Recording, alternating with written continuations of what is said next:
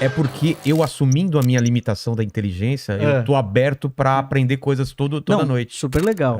Mas eu Inclusive, parei... ele falou pra mim que quer se converter ao judaísmo. E eu trouxe o Morelo.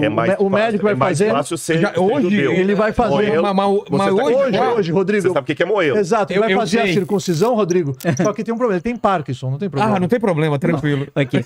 Mas você sabe o que, ajudando aí, o que eu estacionei no inteligência, não cheguei no limitado. O que é inteligência, né? Inteligência é intus legere, em latim.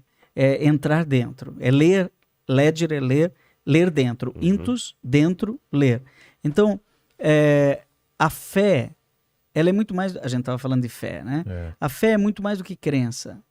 Porque a crença é um código da fé. É uma elaboração, é uma racionalização da fé. E quando é fé, é inteligente. Então, quando pessoas dispostas a ler dentro... E é engraçado porque as pessoas dizem que fé é o contrário da inteligência. No Exatamente. Mundo. Não é o que a gente escuta? Mas espera aí. Ou você acredita na ciência, ou você tem fé, como se fossem coisas... Mas de acordo com o que o padre está falando, não. Então. Não. O o fundador da nossa congregação, que é o Padre Deon, a gente leva essa cruz aqui, né? Depois vamos falar da cruz. Quero saber. Ele falava que precisamos ter uma fé inteligente. Então, o que é uma fé inteligente? Porque o fundamentalismo não tem uma fé inteligente, não é? E eu estou falando de fundamentalismo e não fundamentalidade, né? Porque o Rodrigo uma vez me disse... Fundamentalidade. A fundamentalidade você se esconde no porão, não é? Tá. E não vai para a superfície, você não mostra o rosto. Então é fundamentalismo, então é só o meu umbigo, não entendi. é só os meus fundamentos. Eu quero impor a minha, o que eu acho. Vou dar um exemplo de fé inteligente, né? Que tem a ver com o Rabino. Pegou fogo, não sei se lembra, pegou fogo acho que foi um atentado, na sinagoga de Buenos Aires. Lá o Rabino era Abraham Skorka. Lembra disso?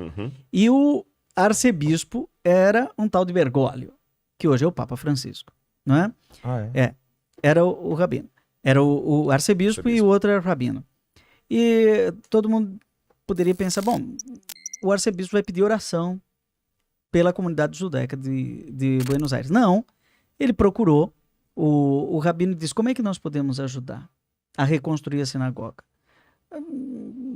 O Rabino disse, bom, vamos ter que investir um tanto aqui, vai custar tanto, não sei o que. Dinheiro eu não tenho. Vamos fazer um livro? Como assim? Vamos fazer um debate, vários debates entre o arcebispo e o Rabino. E fizeram vários debates, abertamente, foram gravados e lançaram um livro, que pouca gente conhece, Entre o Céu e a Terra. Está traduzindo em português. Entre o Céu e a Terra. Eu tive Mas esse era o Bergoglio, que hoje é o Francisco. Né? E um dos debates entre eles é sobre o demônio. Que jesuíta, você sabe, né, Rodrigo? Gosta muito de falar sobre se tirar o demônio dos exercícios espirituais de Santo Inácio, né? O Papa adora falar de demônio. E aí começou a falar, vamos falar do demônio. Aí o Rabino diz, bom, é Satã. E aí foi pro... É impressionante o modo como o diálogo inteligente vai encontrando campos de confluência entre as duas. Intersecção. E vai criando unidade. E vai criando comunhão. Não é? Então, por exemplo, fala de Abraão, eu fico pensando, caramba, isso é muito inteligente. O sujeito vai para a terra da promessa, depois volta para a Caldeia, né? E dá ânimo, a visão dele dá ânimo para chegar, para um povo caminhar 40 anos para chegar até lá, ou seja, é gasolina, a fé inteligente é combustível. Sabe o que me emociona muito em Abraham? Que ele, quando ele foi testado, sai da tua casa, ele tinha 75 anos de idade. Então, quer dizer, para eu convencer minha avó... Meu pai tá com essa mudar idade. de bairro, não consegui, eu tentei, eu falei, vó, esse bairro é melhor pra senhora. É difícil, ela já tem a rotina dela, já tem lá a padaria, tem a banca. Tem a sua rotina. Então, e ele não estava desocupado, sabe? Não era aquele velho aposentado que joga dominó e vai comprar pão na padaria e volta. Não. Tá escrito Etanefesh Asher Asu Beharan. Que quer dizer que eles levaram junto a alma que eles fizeram em Haran. Que alma é essa? Ele era um palestrante super famoso. Ele trazia os homens, Sarai, a sua esposa, trazia as mulheres. Quer dizer, ele, com essa idade, com o sucesso que ele tinha, o canal dele no YouTube devia ter milhões de seguidores. Tinha fila para escutar. Ele devia achar, bom, a minha missão eu já cumpri, não? De repente Deus fala, não, você ainda nem começou. Lech Lechá. Isso é muito E o teste foi, Rodrigo, que ele foi sem entender o motivo. Porque, Deus, eu tô te apresentando pra ele, você quer que eu saia daqui? Tem pessoa mais novo pra ir. Você quer que eu saia daqui? Eu tô fazendo uma missão maravilhosa. E Deus prometeu pra ele, Leanatcha, Letovatcha, isso vai ser pro teu bem. Aqui você não tem filhos, lá você vai ter filhos. Aqui você não tem fama, lá você vai ter fama. O que você abençoar será abençoado, você vai ter riqueza. Imagina alguém chegar pra você, Vilela, fala, Lech Lechá le Hollywood, lá você vai ter dinheiro, fama, prestígio, tudo. Filhos você não tem aqui. Quem não vai? Então que teste é esse? Na minha visão, o teste dele foi ter ido sem entender o porquê. A católica não teria essa compreensão da segunda vinda de Jesus. Para algumas pessoas, mas só que isso é ignorância. Basta participar de uma missa que depois do Pai Nosso, quando termina a oração que Jesus ensinou, o sacerdote reza assim, livrai-nos de todos os males, ó Pai, enquanto esperamos a vinda definitiva do Cristo Salvador. Então, toda missa, e depois também no credo, né? Que há de vir a julgar vivos e mortos. A julgar vivos e mortos. Então, a parousia, a segunda vinda de Cristo, é uma fé cristã, e não adventista, metodista, católica, enfim, é uma fé cristã. O cristianismo acredita na parousia, acredita na segunda vinda de Cristo, inclusive os católicos. É parte do nosso credo. O problema é quando as pessoas marcam hora. Marcam a data. Você sabe que o adventismo, não a igreja adventista, mas o movimento adventista nasceu de um erro desse. Que, aliás, eu quero consertar aqui. Então ele fala assim, os adventistas marcaram... Não existia igreja adventista em 1844. O que teve em 1844 foi um conglomerado de várias igrejas batistas, presbiterianos, inclusive católicos também, que seguiram as ideias de Guilherme Miller, que era um pregador batista. Isso. E ele marcou que Jesus voltaria em 1844. Foi um erro crasso. Depois que teve o desapontamento, cada um foi caçar o seu rumo. E um grupo continuou estudando, aí virou a igreja adventista. São formas de concordismo, não é? Que já houve quem disse assim, o número da besta é 666, né? 666, né? Então, quando Jesus vai voltar, aí faz uma interpretação... 6 do 6 do 6, ou então... Assim, vai ler o livro de Daniel e chega a uma conclusão, faz lá todo um concordismo bíblico, que é 3 vezes 666, dá 1998. Imagina o que aconteceu em 1998, que racionalmente, você já fez a conta? 3 vezes 666 dá 1998, é a data da volta de Jesus. Não voltou. Nós estamos em 2021. 1998, o Rodrigo e eu tínhamos acabado o mestrado. Sim, com certeza. E desde aquela época que a gente não se encontrava, né? Faz 25 anos que... Mas aí tem que ver que o belo que ano que o Henrique Cristo nasceu, hein? É verdade. Todo mundo brincando e ó... Você viu o que o Danilo Gentili fez com ele? Não, eu já vi ele jogando sinuca. Não é pecado. Danilo Gentili não me convidou até hoje. Você falou que ia falar com ele, vou mandar uma mensagem. Danilo Gentili, quando é que você vai me levar no seu programa aqui? Cara, eu mandei mensagem, vou mandar de novo. Você viu o que ele fez? Você já foi. O Henrique Cristo? O Henrique Cristo, ele disse o seguinte, é pecado, eu achei assim, de uma inteligência, é pecado beber bebida alcoólica? Eu vi. Você viu isso? Vi. Perguntou pro Henrique Cristo. Aí ele disse... depende. Se for destilado, eu não posso concordar. Mas se for fermentado, Jesus, na Bíblia tem o vinho fermentado. O vinho, né? Pode. Vinho pode. Então vamos fazer um brinde. Né? Aí ele disse, traga o vinho. Aí o sujeito trouxe água. Depois aí olhou para ele, vamos brindar? Mas não era vinho? Isso não é vinho. Isso não é vinho. Ele disse assim, mas esse problema é seu. Foi muito bom. Porque Jesus transformou água em vinho, né? E aí quem fez isso? O Danilo Gentili. Esse problema não é meu, esse problema é seu. Esse é um probleminha, você resolve. Agora, o mais importante disso, assim, eu estou aguardando o retorno, ele está aguardando a vinda.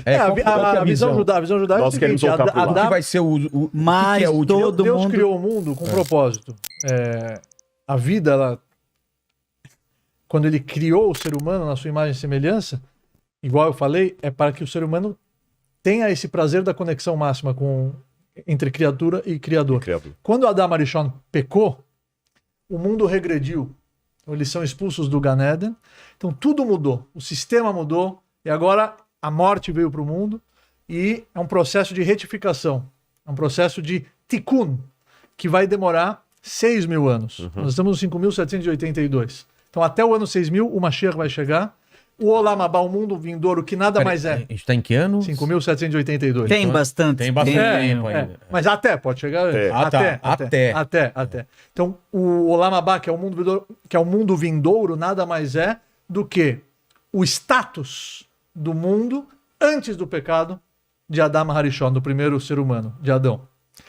O Mashiach, ele tem um papel nesse processo, no plano divino, que é justamente esse. Ele vai chegar antes, será anunciado por Eliyahu Hanavi, pelo profeta Elias, e tem uma série de critérios para o povo de Israel. Só para entender, Elias, uma reencarnação, novo Elias? Não, os mortos ressuscitarão. Ah, tá.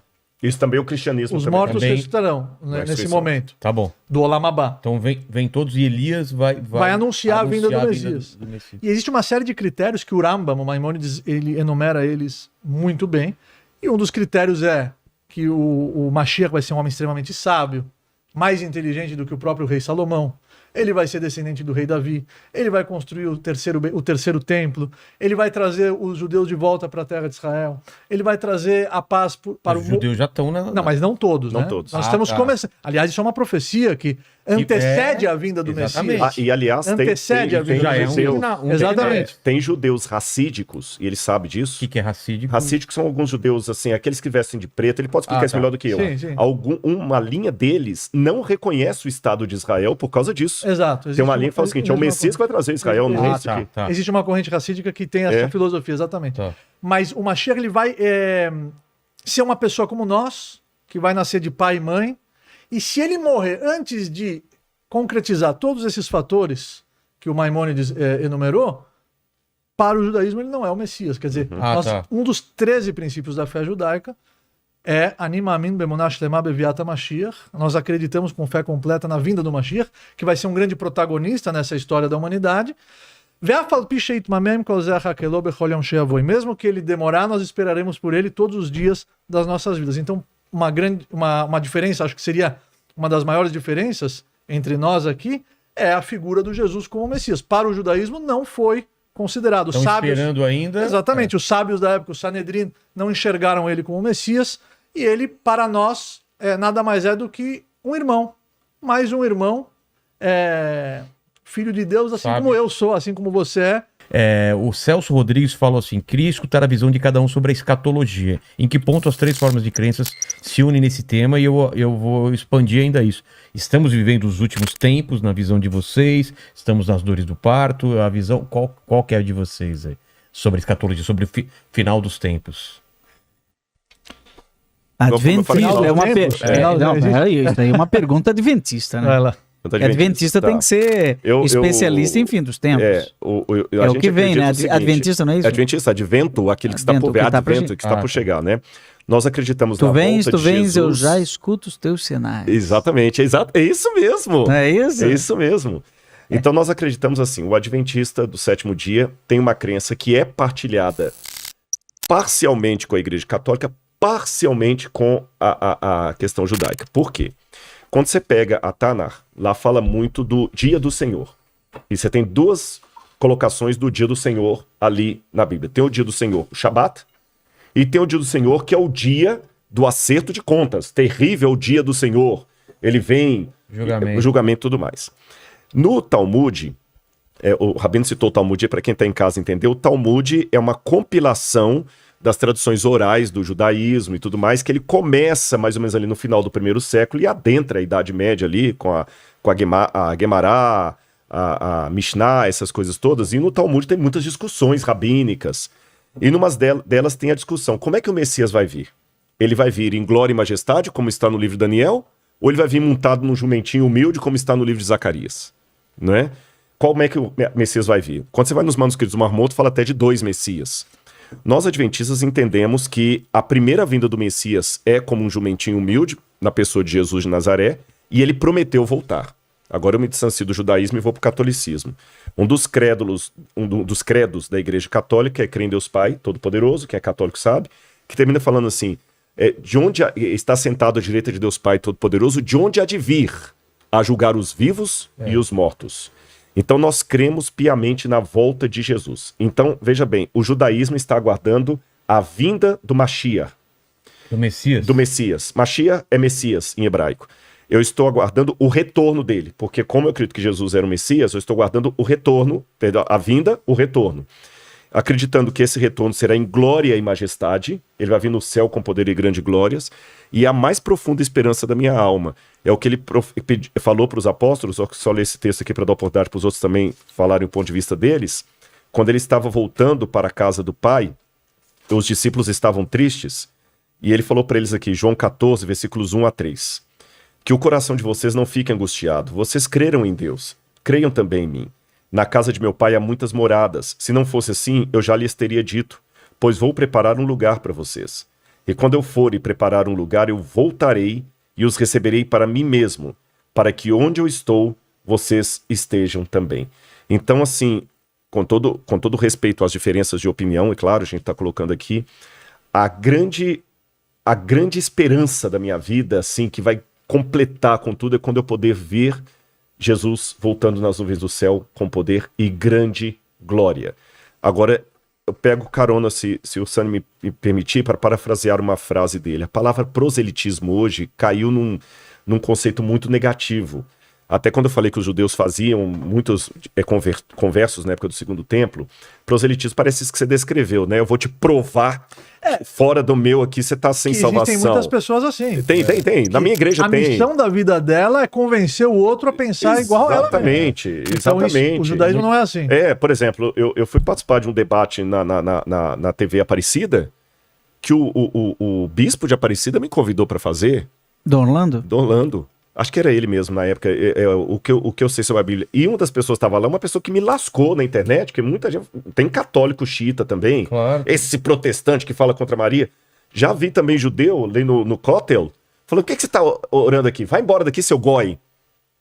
Aí eu virei para ele, desculpa, eu virei para ele e falei assim, você nunca leu em Isaías? Aí eu falei assim, eu tô aqui porque eu guardo o Shabat. O Shabat é para nós, não é para vocês, goi.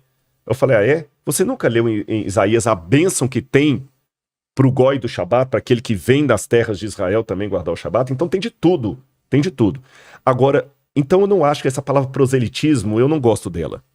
Eu acho que Deus... O que é proselitismo? Proselitismo é isso que ele acabou de falar.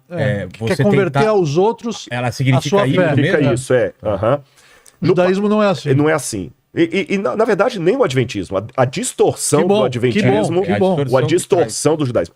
Claro, lógico, evidente que a gente prega com entusiasmo a volta de Jesus, mas eu quero explicar o porquê. Quando você vai a um restaurante... Não, vou mudar aqui a coisa. Vou mudar uma coisa. Se você está na praia, lembra quando teve aquele tsunami lá na Ásia, que matou um monte de gente? A onda afastou... E a menininha lembrou das aulas de ciências que quando a onda afasta é porque um tsunami tá vindo. Quando ela percebeu que era o tsunami, todo mundo alegre, achando bonitinho aquilo, o que ela começou a fazer? Ela gritou, gente, vai embora, vai vir um tsunami, todo mundo, vambora. Ela parecia uma louca. Algumas pessoas ouviram a menininha e escaparam, outros não. Se eu acredito na volta de Jesus, e acho que ela é verdadeira, isso é uma coisa tão forte que seria uma desumanidade, uma covardia intelectual e espiritual minha ficar calado. Se Hashem é Deus, é uma covardia espiritual você ficar calado a respeito disso. Então eu tenho que falar, eu falo com entusiasmo. Porém, aqui que vem a diferença. Como eu falo esse entusiasmo? Deus não precisa de advogados. E se ele precisasse, ele teria nomes melhores do que o Rodrigo. Deus precisa de testemunhas. Então o que eu faço? Eu testemunho com entusiasmo aquilo que eu creio. Se o outro concordar comigo e acreditar comigo, amém. Se ele discordar, amém. Não compete a mim convencer, você tá entendendo? Ou julgar a sinceridade do outro pela concordância ou discordância de mim. Então eu tenho entusiasmo, eu falo, eu aguardo a volta de Jesus. Quando eu falei que Jesus mudou minha vida, eu entreguei meu coração a Jesus, eu não falei isso ofendendo o Rabino, eu falei dando testemunho de como isso é empolgante para mim. Agora, eu não posso agora julgar a espiritualidade dele baseado na concordância ou discordância das minhas palavras. É assim que eu entendo. Tem um tijolo que há 40 anos alguém trouxe do Iraque. Quando os brasileiros trabalhavam no Iraque, na Mendes Júnior, em construção civil lá, um brasileiro visitava as ruínas da Babilônia. E fez amizade com um soldado lá, brasileiro, gosta de falar de futebol, aquela coisa toda. Quando ele estava voltando pro Brasil, ele pediu aquele tijolo. E trouxe pro Brasil. Ele trouxe porque o tijolo tinha uns desenhos bonitinhos. Quando chegou no Brasil, ele ia jogar fora aquele tijolo. Mas aí a esposa falou, não joga fora não. Dou pro professor Paulo Barbosa, que ele é professor de história. Ah, bom. Esse professor ficou com esse tijolo mais de 20 anos. Quando eu estava no museu mostrando algumas escritas cuneiformes, esse professor chegou e falou, eu tenho um tijolo lá em casa com esses desenhos. Eu vou doar para vocês. Eu cresci o olho, como você fez aqui agora. Eu falei, eu quero ver. Quando chegou na casa dele, que ele me deu o tijolo, eu pus no colo assim. E eu falei, professor, isso aqui não é desenho, isso aqui é escrita acadiana. Ele falou, o que tá escrito? Eu falei, não dá para ler igual se ele é o jornal. Mas dá para traduzir, porque em arqueologia a gente estuda egípcio, arcadiano. E eu traduzi. As 3 linhas do tijolo dizem assim, eu sou Nabucodonosor, rei da Babilônia, provedor dos templos de Eságila e Êsida, e filho primogênito de Nabopolassar, rei da Babilônia. Quando eu traduzi o tijolo, eu publiquei a tradução num artigo indexado, a gente precisa disso para o currículo Lattes. Aí depois veio a vez de datar o tijolo. Aí eu fiz uma parceria com a USP, eu já estava estudando na USP nessa época, para datar o tijolo pelo IPEM. A gente faz uma datação com termoluminescência, que data a cerâmica. E bateu que o tijolo tinha 2.300 anos. Ele é 300 anos antes da Era Comum. Aí eu tive um problema. Vocês que são teólogos sabem qual é. É que o Nabucodonosor está 600 antes da Era Comum. Os cristãos falam antes de Cristo, o judeu fala antes da Era Comum. Então, se o tijolo está dando 300, como é que eu explico essa defasagem? É falso? Aí o professor Casimiro Munita, que eu mando um abraço para ele se estiver nos ouvindo aqui, ele me explicou... Não, mas a análise é precisa? É precisa. Tem um erro de 50 anos para mais, para menos, mas é precisa. Mas ele me explicou. Quando a gente data a termoluminescência, a gente data a queima da cerâmica. Então, por exemplo, aquele incêndio que teve no Rio de Janeiro, as peças egípcias lá, que são da 18ª dinastia, vão datar agora como sendo da época da queima. Porque a queima que dá a data, vocês entenderam? Entendi. Então ele falou, deve ter tido algum incêndio na Babilônia e esse tijolo estava no incêndio. Quando eu fui a Londres, eu descobri em Londres, numa exposição que tinha lá sobre os judeus no cativeiro, que aliás isso era negado em Yale antes, que o cativeiro era um mito. Por isso quando você falou do cativeiro, e hoje a gente tem a comprovação histórica que o cativeiro babilônico existiu. Aí eu descobri esse tablete que Alexandre o Grande, ou um dos generais dele, mandou reconstruir o templo de Eságila. Por quê? Porque o templo de Eságila foi o único edifício queimado pelos soldados de Alexandre o Grande. Isso refinou a minha pesquisa, porque agora eu sei dizer para você de qual prédio que é aquele tijolo. E eu tenho a data do incêndio provocado na época de Alexandre o Grande. Você foi atrás. Eu fui atrás. Então eu posso dizer que o tijolo é original e eu tenho a data da queima. Está lá no nosso... E quando vocês forem lá, vocês vão conhecer pessoalmente. Agora eu quero dizer uma coisa que me emociona. Aquele tijolo, Rabino, ele era uma inscrição externa do templo de Eságila. Ele era uma inscrição externa. E essa inscrição externa, vou pedir licença, vou ler para vocês aqui até meio emocionado. Ela foi lida pessoalmente por alguém do seu povo. O Navi, Daniel, embora eu sei que tem uma discussão judaica se Daniel era profeta ou não, porque ele profetizou fora de Israel, não vou entrar no mérito aqui, mas mesmo que não seja colocado como Navi, profeta, ele era um escritor que está no... faz parte das escrituras. Faz parte das escrituras. E Daniel começa o livro dele assim. No 3º ano do reinado de Jeoaquim, rei de Judá, Nabucodonosor, rei da Babilônia, veio a Jerusalém e a sitiou. O Senhor entregou nas mãos dele a Jeoaquim, rei de Judá, e alguns dos utensílios da casa de Deus.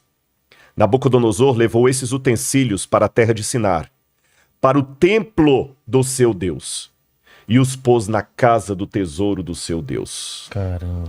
Com exceção da Arca da Aliança, as outras peças do Templo de Salomão, quando foi destruído em 587 ou 586, dependendo da cronologia, foram levados para a Babilônia.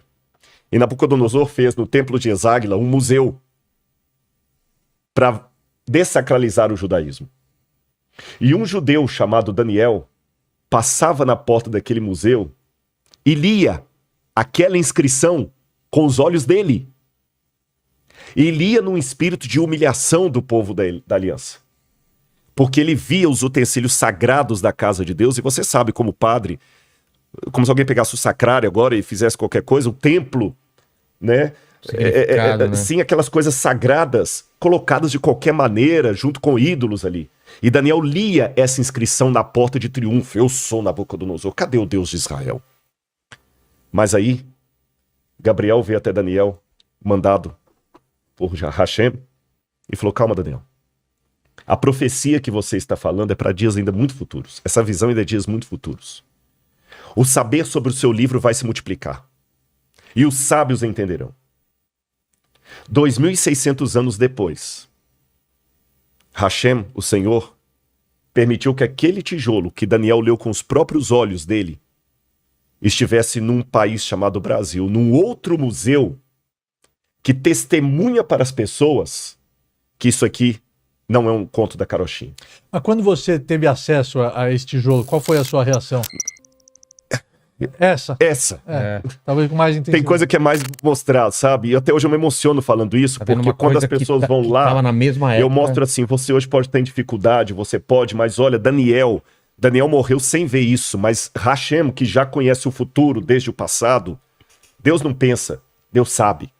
Ele não raciocina, ele não chega a conclusões, ele já sabe o fim desde o princípio. Agora, Nabucodonosor, ele era tão ganancioso, esse Nebuchadnezzar, que antes de morrer ele escondeu seus tesouros. Exatamente. Para que nenhum homem tenha acesso à sua riqueza. Quer dizer, ninguém pode ser tão rico como eu fui. Exatamente. Então olha a mentalidade desse homem antes de morrer e olha a mentalidade de outras figuras antes de partir. Exatamente. E aquele tijolo, eu digo para vocês, meus irmãos. Tá lá. Ele tá lá. Vocês vão ver. Para mim é o pedaço que tem. E quando eu tô com problemas na minha vida, dificuldade, eu lembro de Daniel e do tijolo que Hashem permitiu vir à minha mão para eu testemunhar. Só para fechar isso aqui. Sabe que essa sensação que você teve, eu tive quando eu fui nas escavações do muro. Sim, das Lamentações. Sim. E eu cheguei perto do lugar mais próximo que existe do Kodesh HaKodashim. Do Santo dos Santos. Vilela, quando eu rezei lá, ninguém conseguiu me tirar. Eu também. Eu fiquei lá, grupo foi embora. Eu fiquei lá. É uma coisa poderosa. Eu não saía de lá. É a fome. Exato. A fome. É a sede. É a sede, é a fome. E só uma frase para terminar meu raciocínio aqui. Sabe o que é isso que eu digo? Todos os problemas que eu passo nesse mundo são passageiros. E as coisas boas são degustação. Exato. Porque eu vou voltar para o paraíso. Essa e quando fome eu voltar para o paraíso, todas as coisas boas que eu tenho aqui, sabe aquele pãozinho que você come no restaurante? Que é a entrada. É só entrada. Isso aqui é só degustação. Ele está esperando. E eu acredito nesse livro.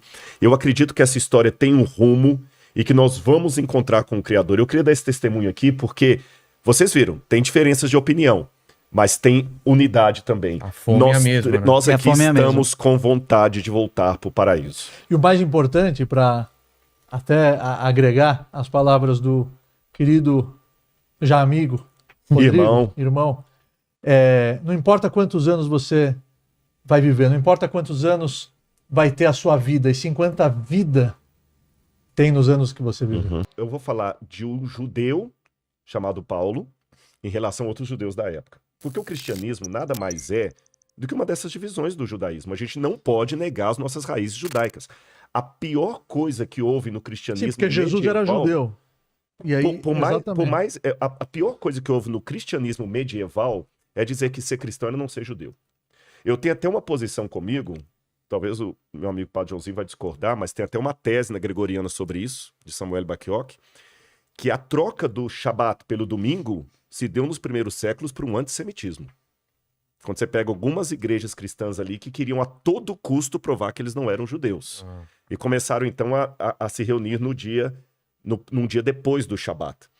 Mas Paulo, na época, já sentia essa dificuldade, Joãozinho, de testemunhar para um judeu o que aconteceu com ele de Yeshua. E Paulo descreveu o seguinte, em 1 Coríntios 1, verso 18. Certamente a palavra da cruz é loucura, né? E ele fala o seguinte, nós pregamos a Cristo crucificado, escândalo para os judeus e loucura para os gentios, tá certo? E quando a gente vai para Romanos, vem a principal diferença. Tá falando a linguagem da cruz, né? Exatamente. Eu vou deixar até minha cruz aqui. A cruz é loucura. Vou colocar a cruz aqui no meio.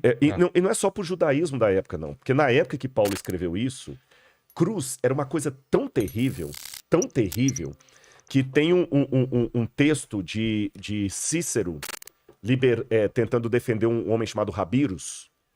E Cícero falou que a palavra crux não deveria ser pronunciada diante dos ouvidos de um romano, porque crux era um xingamento em latim. Então falar que o Messias morreu crucificado é uma coisa tão... Na época, era uma mentalidade tão ridícula como se eu falasse que um homem santo de Deus morreu de overdose. Caramba. Ninguém aceitava isso, era muito, muito duro. E maldito é aquele que morre no madeiro, tá lá na Torá. E Paulo dizia o seguinte, Romanos 5, verso 12. Porque assim como por um só homem entrou o pecado no mundo, e pelo pecado veio a morte, assim também a morte passou a todos os homens, porque todos pecaram. E Paulo continua dizendo em Romanos, porque todos pecaram e destituídos estão da glória de Deus. Então a diferença aqui é o seguinte, na visão de Paulo, a salvação não é meritória. O Rabino foi muito coerente com realmente o pensamento judaico. É meritório. Eu guardo a Torá, ou a lei, para ser salvo. Na compreensão paulina, as minhas obras não podem... Não é para ser salvo. Uhum. Quando Deus criou o ser humano na sua imagem e semelhança, ele colocou características divinas dentro desse ser humano. Fala, o intelecto. Então nós somos uma partícula divina. Quando ele sopra a alma, vai par be'apap nishmat chaim, nós somos o quê? Quem sopra, sopra de dentro para fora, né? Manda na far, medilei na far, fala o Zohar HaKadosh, a obra máxima da Kabbalah. Então a vida é uma partícula divina. Então Deus está dentro de cada um de nós. Então para que essas duas, a criatura se conecte com o Criador, ela precisa se parecer com ele. Então, assim como ele é por si próprio, nós também vamos adquirir esse mérito por nós mesmos, através dos preceitos. Isso, exatamente. Através dos preceitos. Esse é o ponto. Vai gerar a conexão. Na visão de Paulo, esse mérito não pode ser adquirido por mim mesmo. Essa é a diferença. Ah, tá. Né? O mérito, ele é da morte de Cristo na cruz do Calvário, morte intercessória em nosso lugar. Que pelo judaísmo não. Pelo judaísmo é cada um por vai plantar. Essa é a diferença. Inclusive tem uma frase, o seu quinhão já está lá, você precisa só plantar para colher os seus frutos, para colher os frutos do fruto. É só essa diferença sutil que eu queria colocar, a diferença. As obras não são o meio, né? Eu usei a palavra salvação aqui, que é uma palavra mais cristã até, né? As obras não são o meio nem a causa da minha salvação, mas o resultado dela. Tá. E essa leitura de Paulo, ela vai muito em Santo Agostinho. Santo Agostinho, ele teve uma vida pregressa, devassa, você sabe disso, não estou desrespeitando Santo Agostinho aqui, quem lê Confissões. E ele falou assim, parece que tem um poder ruim em mim que me aponta para coisa errada, porque quando eu era criança, tá nos Confissões, eu queria roubar as peras da casa do vizinho para comer. Por quê? Era fome? Não, tinha comida na minha casa. Era vontade de comer pera? Não tinha pera na minha casa. Era o velho homem que agia em mim, tá certo? Então essa é a diferença. Agora, eu vou fazer uma pergunta, se vocês me permitem os três aqui, que se eu tivesse em casa, Padre Rabino, eu faria. A primeira coisa que eu falei era sobre o Deus. Eu queria entender se para as três religiões... Caramba, a gente tá respondendo a primeira pergunta só. É o mesmo 4 Deus. horas, meu filho. Espera aqui. Não, tem inferno, tem céu. O Deus é o mesmo? É o mesmo conceito de Deus para os três? De ser onisciente, onipresente? Como que é o Deus para vocês? É o mesmo conceito? Eu sei que é o mesmo Deus, mas o conceito de Deus, ele muda alguma coisa? Pela visão judaica, só existe um Deus. Ayah, Oveve, ele foi, aí será. Ele é o Criador. Onisciente, onipotente. Exatamente. E ele é a luz infinita. Muitas vezes nós não entendemos ele, porque eu não vou servir um Deus que eu entendo ele. Se eu entendo ele, eu sou igual a ele, disse um grande sábio uma vez. E ele é a base, a fé. A fé, na verdade, é você vivenciar, mesmo quando você não entende o porquê. O rei Davi escreve, Vemunatcha baleilot.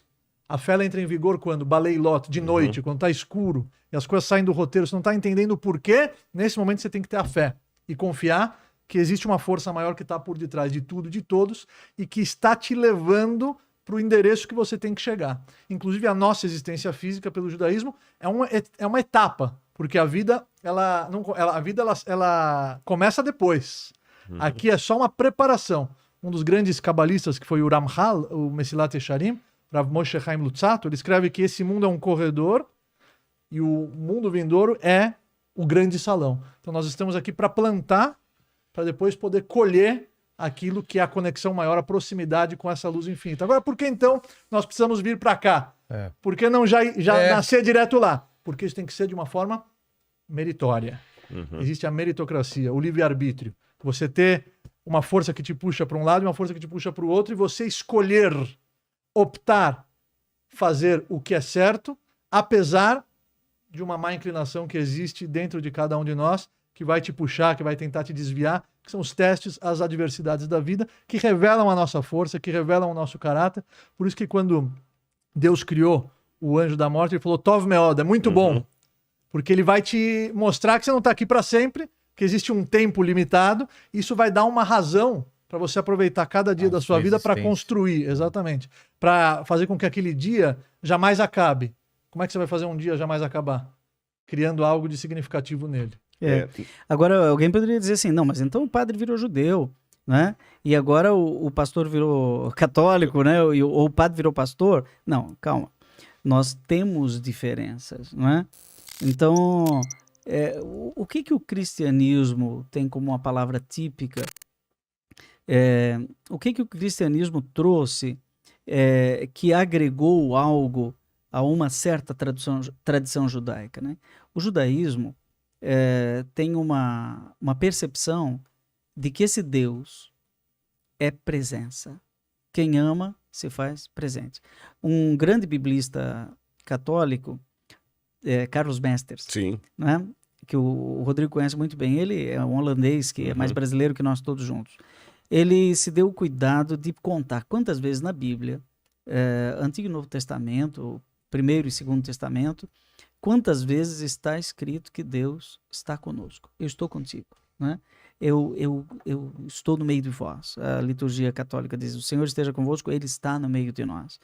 Ele contou 3.000 vezes. E, inclusive, a tradução do nome de Deus, que a tradição judaica respeitosamente não pronuncia, né? E que nós, na liturgia católica, não pronunciamos também, em comunhão com o respeito, nunca vai se dizer o nome de Deus, numa liturgia, numa missa, você nunca vai ouvir, mas o tempo inteiro se diz, o Senhor esteja convosco, Ele está no meio de nós. Esse é o nome de Deus, não é? Mas essa presença amorosa de Deus vai encontrando maneiras de se presencializar. Então, a Imago Dei, Deus cria o ser humano à sua imagem e semelhança. Então, olhando para o Rabino, eu vejo rastros de Deus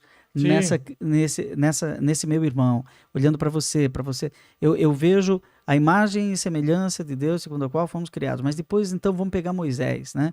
Moisés diz, mas qual é a garantia que eu tenho para abrir o mar? É porque eu vou estar contigo, né? Eu vou ser a tua força.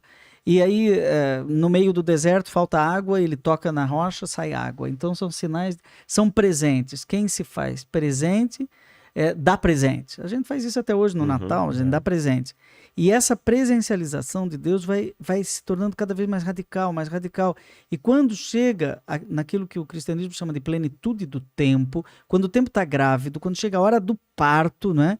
Aí João diz, e o verbo se fez carne e habitou no meio de nós. Aí a tradição judaica fica, isso é uma heresia, né? Mas como assim? É tão radical, ele é transcendente, ele vem aqui, ele pode mandar o maná, mas ele fazer Eucaristia, ele dizer que ele está presente na Eucaristia, aí já é um pouco demais, né? Não precisa tanto, Senhor, né? Não precisa, basta Imago Dei, mas Jesus disse, eu ficarei convosco para sempre até o fim, porque o amor é tão grande que não consegue estar ausente, se faz presente. Então, esse conceito de presença é o mesmo, é o conceito de sacramento, presença, ou mistério no grego, né? Mysterium, sacramento. Mistério é grego, sacramento é latim. Mas é a mesma coisa, é presença. Então, no judaísmo, no islamismo também, mas o islamismo é mais radical do que o judaísmo, né? Porque é totalmente o outro, ele está do lado de lá. E o cristianismo é tão agregador, né, que acaba dizendo que esse Deus é tão comunhão que ele em si mesmo é comunhão, que ele é Pai, Filho e Espírito Santo. Aí o judaísmo pira, né? Peraí. O judaísmo não tem essa tripartição. Não. Isso eu tô entrando agora no típico, porque... Quem está assistindo diz assim, mas padre não é padre? Esse padre não é teólogo? O que é de típico? Né? Então aqui é o típico cristão. Então nós temos 2000 anos de tradição cristã que tem um Santo Agostinho, que vai escrever o De Trinitate, que explica isso com genialidade. Nós temos um Santo Tomás de Aquino, com o seu De Trinitate também. Nós temos teólogos da envergadura de São Boaventura, enfim. E temos uma tradição que tenta mostrar Deus é comunhão, o Pai é aquele que ama, o Filho é o amado e o Espírito Santo é a interface o Marcial Massaneiro. Sim. O Marcial Massaneiro uma vez disse assim, não sei por que essa dificuldade de entender a Santíssima Trindade, né? Porque Deus é uno, é um só. Ele é especialista em Deus Pai. Deus né? Pai. Seria paterologia, né? Paterologia. Então ele é especialista na figura de Deus Pai, na paternidade de Deus, no Abá, né?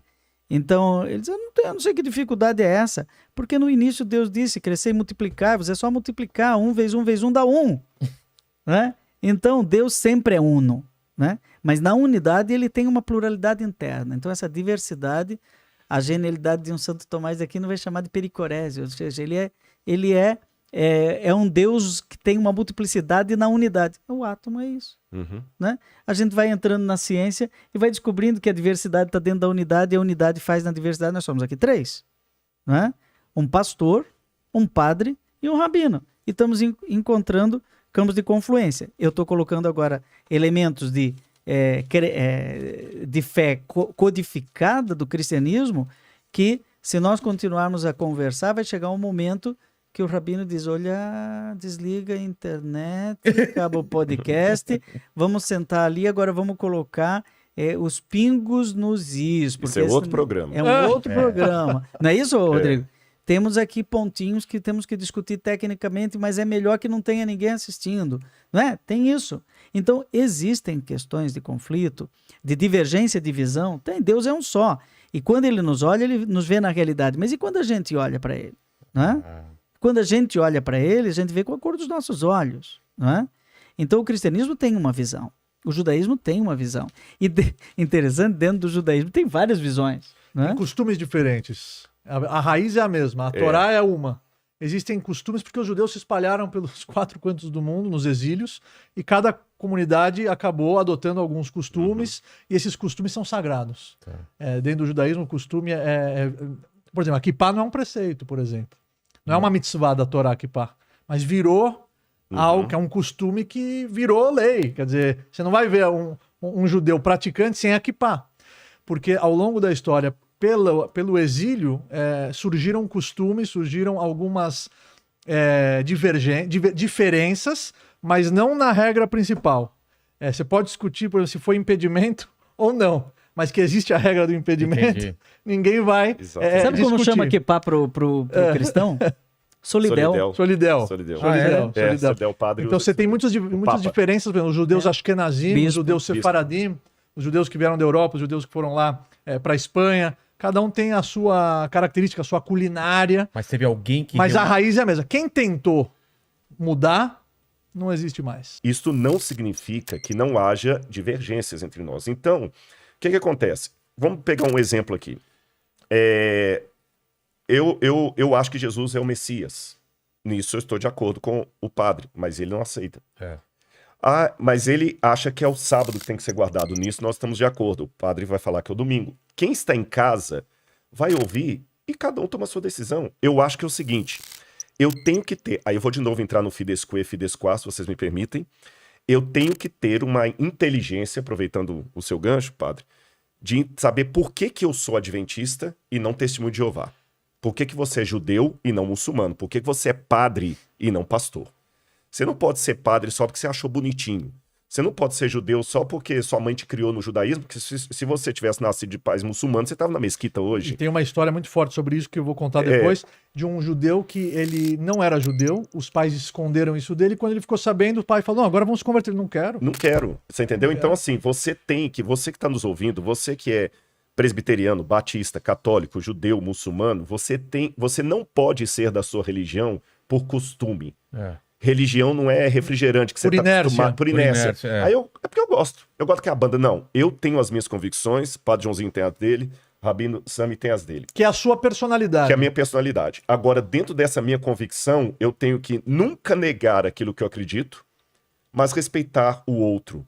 E falar isso aqui sem nenhuma demagogia. O que eu vejo de bonito na fé do Padre Joãozinho? O que eu vejo de bonito na fé Sabe? Eu tive uma situação que eu tava contando pra eles ali fora dos bastidores, e você pode contar a sua história também, que eu não como carne de porco, não é? Não chego tanto a ser a comida kasherut. Kasherut é a comida kasher. Como é que explica? Kasher é apropriado para o consumo de acordo com os preceitos bíblicos. Bíblicos, né? Tem o selo, o certificado, exatamente. São vários critérios. Um deles é não misturar carne com leite, carne de porco não comemos, tem uma série de critérios. Com escama. E eu estava num seminário católico em São Paulo, da Nossa Senhora de Sion. Se tiver o pessoal da congregação, eu mando um abraço afetuoso para eles lá. Padre Hilário era o superior da ordem. E eu chegava à noite ali, sabe? E aí, eles já preparavam a comida e deixavam a minha prato lá. E quando eu fui pegar o prato para comer, que eu cheguei depois, no micro-ondas, o padre tomou o prato da minha mão e falou: desculpe, me perdoe, você não pode comer isso aqui. Eu falei: por quê? A gente esqueceu que você vinha hoje e colocamos toicinho de porco no feijão. Caramba. Eles respeitaram a minha fé, tá certo? Eles respeitaram a minha fé. E eu já tive situação na escola adventista, por exemplo, que eu liberei aluno meu de atividade no domingo porque ele tinha programação na igreja dele. Isso é lindo, Vilela. Eu, na Gazeta, eu comentei com ele nos bastidores. Eu tenho um quadro lá, Você Acredita? Então sou eu, o padre Juarez de Castro, que é amigo do padre Joãozinho, e um espírita, o Alexandre. E eles jogam os assuntos, cada um dá a sua visão, é muito bonito o quadro. E eu tenho um aluno nos meus centros jovens que, quando era pequeno, estudava numa escola, que não era judaica, que o padre Juarez dava aula lá. E ele falou: Rabino, eu te vi na Gazeta com o padre Juarez, esse padre é maravilhoso, porque na escola eu falei que eu era judeu. E ele falou para mim: então não precisa assistir essa aula, continue sendo judeu. Olha só. Então isso me emocionou muito. E é isso, essa é a base. Agora, o difícil é convencer as pessoas que não é demagogia. Né? As pessoas elas já olham com um olhar que ela quer briga, quer um embate, ela quer discussão. A inteligência, a inteligência, ela... Por exemplo, essa aqui é uma conversa inteligente.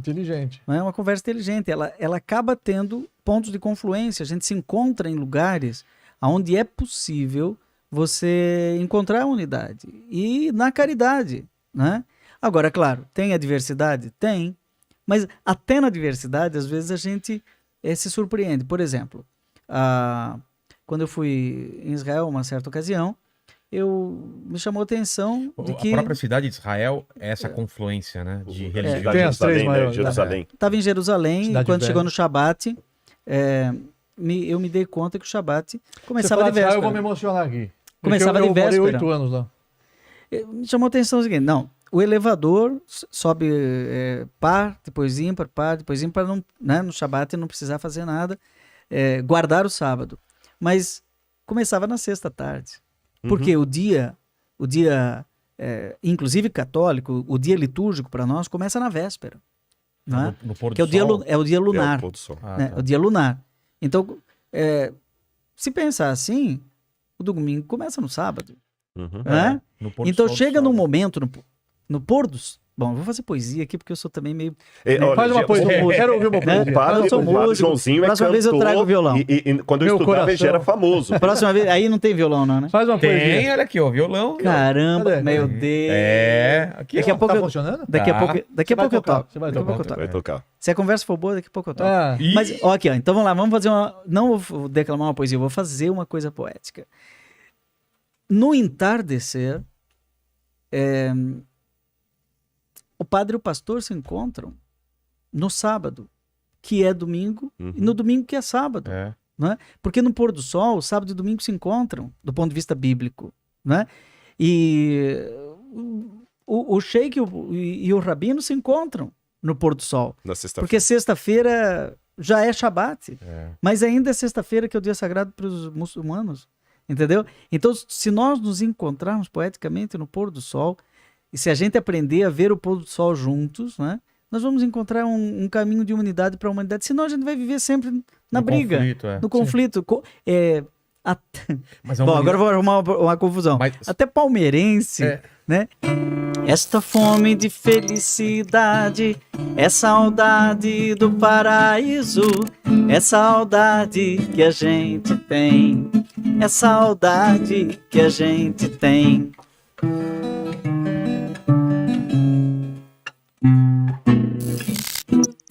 Esta fome de felicidade é saudade do paraíso, é saudade que a gente tem. Não é impressionante? Exatamente.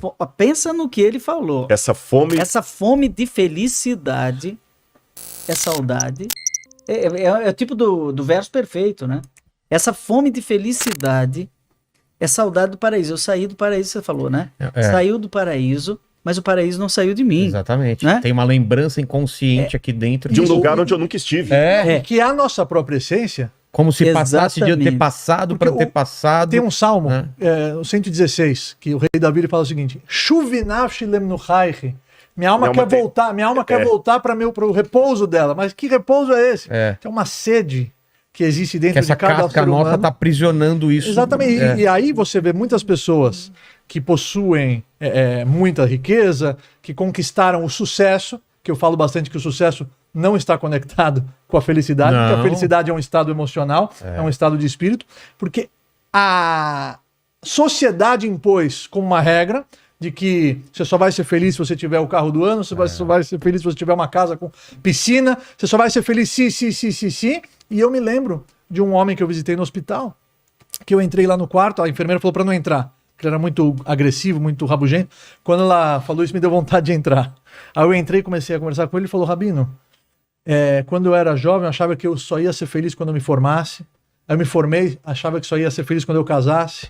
Aí casei, vi meus amigos tendo filho, só ia ser feliz quando eu tivesse filho. Aí eu tive meu filho, meus amigos não aguentavam, os filhos estavam casando, tinham netos, pegando o neto no qual só eu vou ser feliz quando eu também encaminhar os meus filhos e tiver os meus próprios netos. Ou seja, eu condicionei a minha felicidade no futuro. E hoje eu tô nessa cama de hospital. Eu não vivi. Tá onde eu não estou. Exatamente, eu não vivi a minha vida. Então, o rei Davi. A felicidade não é um lugar onde você caminha para lá, é um estado. É um estado emocional. E a essência é esse retorno, que a alma ela quer voltar para essa paz, para essa a questão da saudade o Carlos Mestres tem um livro sobre Gênesis 1 a 11, que é genial, né? Os 11 primeiros capítulos da Bíblia é alguma coisa que dá para passar a vida estudando. Aliás, os 2 primeiros capítulos dá para passar a vida estudando, mas os 11 é um mapa do ser humano, um mapa da história, um mapa da pessoa. E ele escreveu um livro sobre Gênesis 1 a 11 chamado Paraíso Perdido, Paraíso Terrestre, Saudade ou Esperança? Quer dizer, é um relato da origem ou é realmente uma lembrança do futuro? Uma lembrança do futuro, exatamente. É como aquela arquitetura da alma que diz assim você seria feliz. Esse é o projeto original da sua casa, mas depois vem um puxadinho, outro puxadinho, sabe aquele negócio? Aí pega o mapa original e vai ler e diz: assim era melhor, né?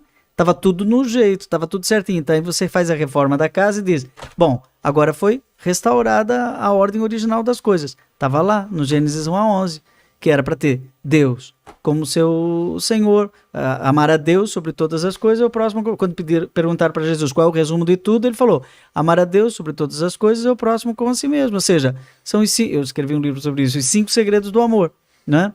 É ter Deus como... Agora, quando começa a inverter as coisas, eu coloco as coisas em cima, Deus do lado, então vós sereis deuses. Quando eu coloco o irmão embaixo, então Caim mata Abel.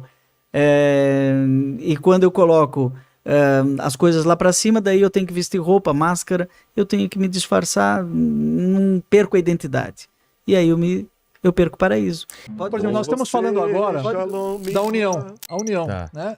Que apesar das diferenças, nós podemos mostrar para o mundo que o diálogo pacífico e respeitoso, onde cada um é fiel e está enraizado àquilo que acredita, mas sem desrespeitar o que é sagrado para o outro. Então essa é a grande lição dessa live. Então, tem uma que faz parte da nossa reza, o Se Shalom Bimbromav, Hui Ase Shalom Aleinu, aquele que faz a paz nas alturas, entre a água e o fogo, faça a paz aqui na terra também. Tom. Vai lá, eu pego. Não, vamos mais grave para depois a gente some. Ose Shalom Bimromav, Hui Ase Shalom Aleinu, Ve'al Kol Israel, Ve'imru Imru Shalom Mimroma Uyase Shalom Aleinu